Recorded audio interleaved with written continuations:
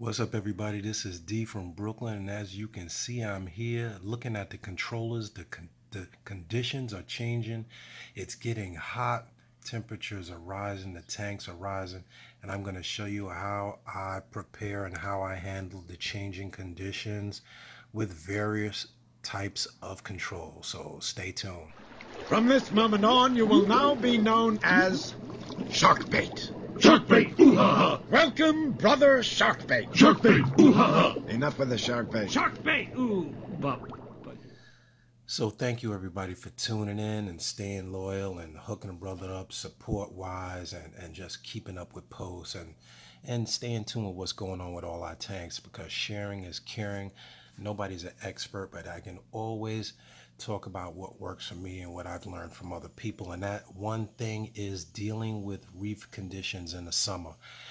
This tank has been running for a long time, as for many of our tanks that have been running for years and years. And we learned that when the conditions change, so do our reaction to the conditions. You kind of get used to what is going to happen in the summer, and that is regarding temperatures.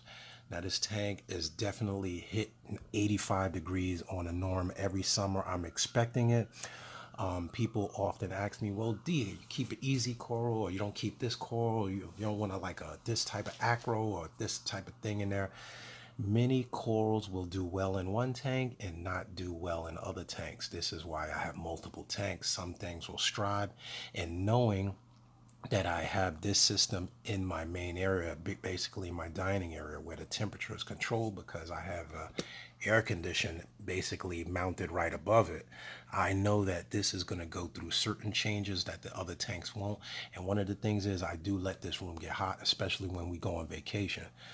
Now, what I do now is rather than fight with chillers, I have a chiller. I think I used it once, and the electric bill was ridiculous. I basically use the like Google smart home devices. A lot of the air conditions and things like that come with smart controllers, which means that you can preset a temperature and it'll maintain the room temperature. So now I know that I don't worry about this tank hitting 90 or anything like that. So one of the things we do in preparing for changing conditions is control the conditions in your home. So let's take a look at the apex. Now, one of the beautiful things about having a controller is you're constantly getting readouts. Of course, don't pay any attention to the pH. I just dosed some part A and part B, so it's going through its swing and whatnot. It'll come down. And also, when you have control, you can see what the changes are going on in your tank immediately. And one of the things here is I have to calibrate my pH probe. So, FYI that. But being able to tell your devices like your lights and your heaters, if the temperature hits this number, turn off lights or turn on the fans. My fans will cut on. If it hits 85, the fans will cut on, and so on and so forth. Or in other situations, I can, once the temperature hits 80, it powers off my heaters. My heaters have their own thermostat, but it saves a lot of electricity, and it just tells me that it's one less device that I have to worry about breaking. Even if the heater malfunctions and starts to go high, the controller will automatically turn it off. The same thing with the lights. I have the lights have their own controller, but if the temperature goes above a certain number, I can have it start ramping down the lighting and turning on the fans, and it'll also send me a notification. So let's look at my other controller for the other system. Now, while I have the Apex, the Neptune Apex running the main system upstairs, I have the Hydros Control 4 running multiple systems downstairs. One thing I like about the Hydros is that it's so wireless. I can have this unit control 2, 3, 4, as many tanks as I can get the smart power outlets to handle. And another thing I'm doing with this is maintaining the temperature readings here. Now you can see, if I can zoom in here, the tank systems downstairs are running 83 degrees in the basement, which is close to what this is running upstairs. So I know it is hot, but I also know that the overrides kick in. You can see the reef heat is off because it automatically turns it off. The lighting is off because it's on a timer. and it's set to auto. I can show you that real quick. It is set to auto. Let's go downstairs real quick. So now you can see the tank downstairs, which is way different than the systems upstairs. I have these two that are controlled. Actually, no, this one's not. This one and the native species tank, which is off right now, and the freshwater system that is also not on yet, run by the hydros. But I can also tell those to, based on the heating conditions, to turn on a fan. I have a fan mounted up there. I have some cooling preps down in the basement, but I can control them by monitoring the temperature. So now one thing that you want to do in the summer is make sure you're not running your heaters, because of course it may get cooler at night. You could just unnecessarily be running heaters when you don't need them, and you'll go through all kinds of algae spikes because the water is warm. You got your excess nutrients. They love the warmer temperatures. It's just like nature. Plants grow in the summer. We can find the same reaction in corals and algae, so it's important to monitor the temperature. For those of you that aren't using controllers, you can use smart adapters. They have smart outlets, smart plugs. Actually, I can show you for the ACs. I have AC unit. I don't know what your power company is, but they have what's called a smart one device, which controls your air conditions. This remote, which is not on now, will actually monitor the temperature in the room, and based on the temperature it'll turn on an air condition. Or if you program it for like 85, it'll turn on air condition and turn off the air condition, so you're not running your air condition all day and running your electric bill up. Now, since I have the temperature probe in one tank, and this is the larger volume of water, of course this tank will get slightly warmer than that one.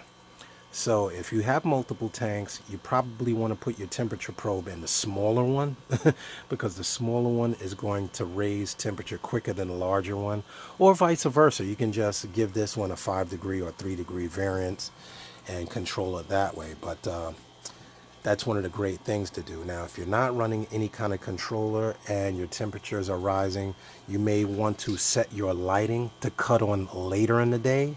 Not cut off. You can cut off the lighting, but if you got corals and things like that, it's going to affect your growth. This one, I'm not growing corals, so I have the lights cut on a lot later in the day. You can see my serpent star actually coming out. Can't see the flounder. The fish just kind of swim over them. But this is dark because I have the lights cut on later in the day when the room is cooler, and try to maintain temperature. These, you can just set the lighting. If you have your lighting cut on at 2 o'clock or 12 o'clock, you can have your lighting cut on at 4 o'clock and run.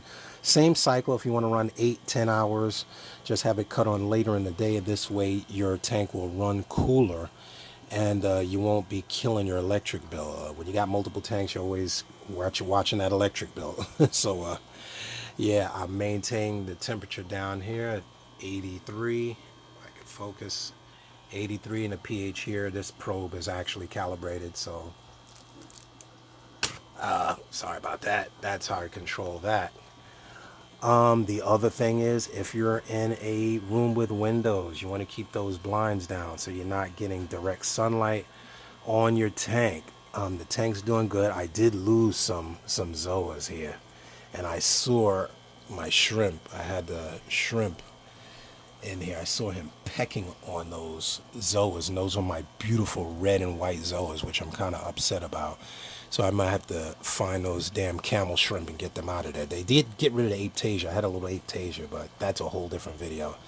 So yeah, your coral will start digressing and moving and things like that. I took a lot out of this tank so that I could actually see. If you guys remember, this was completely covered. I'm constantly moving things from tank to tank. Gonna probably put, I might put a torch here, kind of debating what I'm gonna put in here, but I don't want to add new things when the temperature is swinging in the tank. That's another thing. Temperature swings are the worst things for coral because it's just an inconsistent parameter that they have to deal with. You'll see fish can adapt, coral are not able to move as quickly as they can move, but not like fish move, and you will see die off, and that's something you want to keep in mind. Yeah, if you don't have a controller, a lot of people just unplug their heaters and just base it on the room temperature. So you can do that, but if you do that, don't do like I did years and years ago.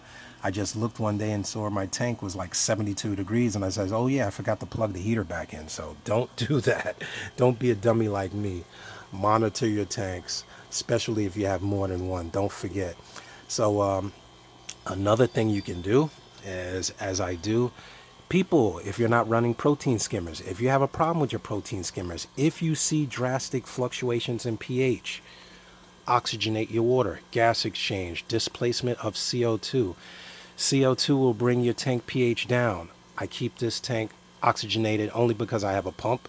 And if you look closely, you'll see an air line just acting as a venturi and bringing water in the pump, oxygenating the tank.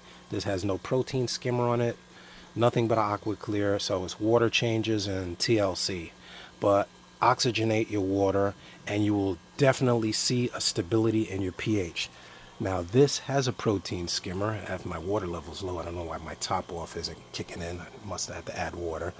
But protein skimmers are constantly oxygenating the water, something that we forget about. When your lights are off, CO2, things like that can build up in a tank. During the day, you got to understand fish are more active and they are contributing more CO2 to the water. When they're sleeping, these fluctuations cause what we see as pH swings. So oxygenating the water never hurts. We used to do this with trickle filters. One beautiful thing about the wet dry filters with trickle filters and bio balls, as the water ran over the bio balls, it would actually displace the CO2 and cause that gas exchange, something that we've kind of gotten away from with the advent of newer sump systems and things. And I see these guys looking like they're mating these my saltwater mollies in there, so that might be a good thing if the kingfish don't eat them, but no, we'll see that later. So I'm going to wrap it up and I'm going to take a look at what we got on going on outside real quick. So let's go. It is blazing hot out here, but luckily the grapevine is doing two great things for me. A, it's giving me great grapes. I'm eating them every damn day. And almost choked on that one. It's growing plants like crazy. Ooh, that's what I get for being greedy. So one thing that I am seeing is a super growth plant growth, and I'm actually taking a lot of these plants and basically tossing them because I don't want it overgrowing everything. I mean, look how much this is, and it's a ton of them in there, so I'm basically tossing those out on a regular or throwing my little compost type bin, which is why it's good to have these pumps running. These solar powered pumps are a lifesaver. You can see one of the things up there. You can see through all that a vine, that they are a lifesaver in circulating water. Now look at this guy. I got one guy I lost. That's a shame. I tried to add another molly in here the other day. I mean, not a molly, sword. Didn't do well. Of course, when you buy fish from the store, they're not used to being outside all the time, so you will see that. See the lilies coming up. Look at that beautiful lily plant coming up. So yeah, shade your pond. If you can throw an umbrella or something over anything, or definitely increase the oxygen levels in there, you definitely want to do that. Your ponds, for those of you that don't have full-time running pumps, definitely make sure that you have circulation of some sort. I have a ton of fish in here. I'm looking forward to seeing some paradise fish babies because I've been seeing nests here and there. I've been seeing bubble nests. Here's one, hard to see here, but a lot of bubbles right in this little area there. There was another one over here yesterday I don't see, so they may have hatched already. I may have a bunch of babies in there, but control the temperature by adding whatever shade you can. I'm gonna have to get this guy a funeral here, aka the garden. Something will grow from him, and that is the circle of life, my friend. So hope you enjoyed this simple episode. There's my neighbor renovating his house. I'm gonna chill and eat some more grapes without choking. Hopefully. Till next time, this is D. Check those heaters, control those temperatures, and check those parameters, pH, and everything else. And hopefully, you're going to make it through the summer without a hitch. Love, peace, and hair grease. I'm out. Yummy. That was a good one. I could eat these all day.